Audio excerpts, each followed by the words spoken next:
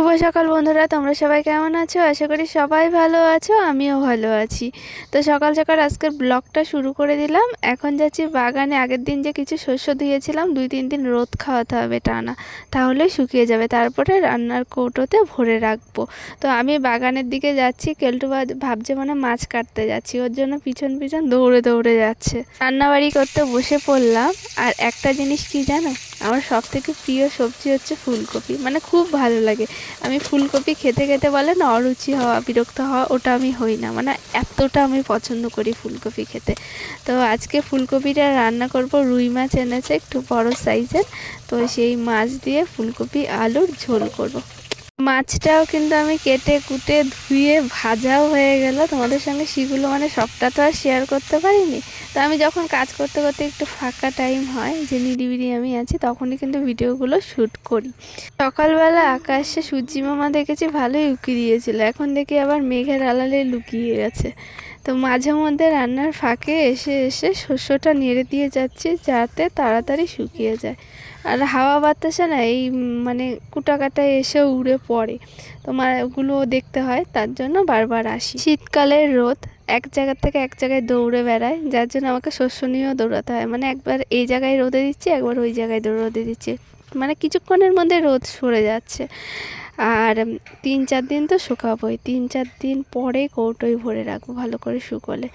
এইদিকে তো আমি বাগানে আসলাম, ওইদিকে আমার উনুনে রান্না বসানো, জানি না কি হচ্ছে। চলো তাড়াতাড়ি গিয়ে রান্নাটা সেরে নিই। তো আজকের ফুলকপির আলুর তরকারিটা বেস্ট হয়েছে। মানে আজ 3 দিন পর, 3 দিন হয়ে গেছে ভিডিওটা শ্যুট করেছি। তো আমার দেওর বলছে যে সেদিনকে ফুলকপি আলুর তরকারিটা কিন্তু সেই ছিল, সত্যি সেই ছিল। আর উচ্ছে ভাজা করেছিলাম, ঘরে অনেক বরবটি ছিল, তা বেশি করে ভাজা করে নিলাম। কিছুটা ভাজা খাওয়া হবে আর কিছুটা বাটা করব। তারপরে আমি সকালের খাওয়া দাওয়া করে নিয়েছি। একটা জিনিস ভেবেছি কি জানো, যে আমি এবছর কলাইয়ের ডালের বড়ি করব। বড়ি খেতে তো খুব ভালো লাগে, কিন্তু কিভাবে বানায় সেটা আমি জানি অল্প অল্প। তো সেই জানার উপরে ভিত্তি করে আর একটি ইউটিউবে দেখেছি, তো সেইভাবে আমি আজকে বড়িটা বানাবো।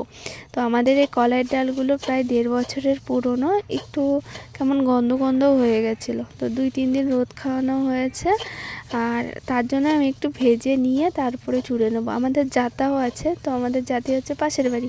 তো আমি যেহেতু অল্প অল্প করে করব, ওই আমি আবার জাতা টাতা বয়ে নিয়ে আসবো, তো ভাবলাম ভেজে একটু শিলপাটায় চুড়ে নিই।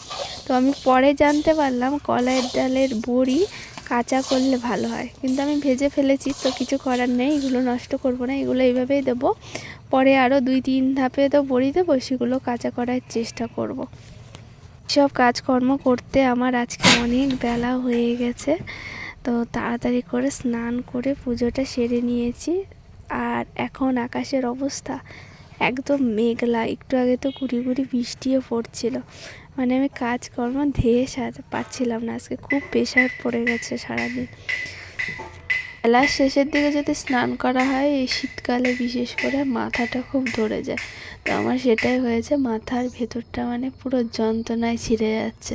তো ওই অবস্থাতে পড়িয়েছি, পড়িয়ে উঠে এখন বসে বসে রান্না করছি। একটুকু ভালো লাগছিল না, মনে হচ্ছিল না ঘুমাই।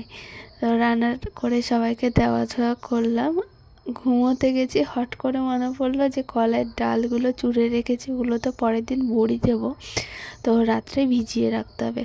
তাই উঠে আবার ওই কলাইয়ের ডালগুলো আর কি ভিজিয়ে রাখছি। এখন ডালের মধ্যে খুবই নোংরা, কালকে পুকুরে গিয়ে ধুয়ে নেবো, তাহলে একদম পরিষ্কার হয়ে যাবে।